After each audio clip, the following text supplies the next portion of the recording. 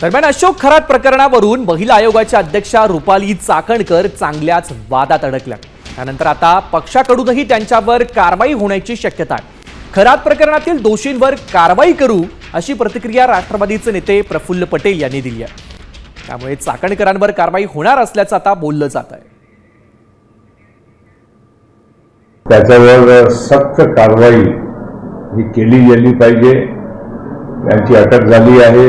महाराष्ट्र सरकार त्याच्यावर बाकीची कारवाई निश्चित करणार आणि ज्या ज्या लोक त्यांच्या सोबत या कामामध्ये जर राहिले असेल तर निश्चित त्यांचाही म्हणजे तपासणीमध्ये चौकशीमध्ये समोर नाव आलं तर त्याच्यावर ही कारवाई तातडीनं आणि सक्तीनं केली गेली पाहिजे।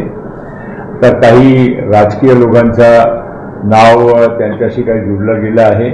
नक्कीच आम्ही राष्ट्रवादी म्हणून योग्य कारवाई करणार आणि हे येणारा तुम्हाला 1-2 दिवसामध्ये दिसेल।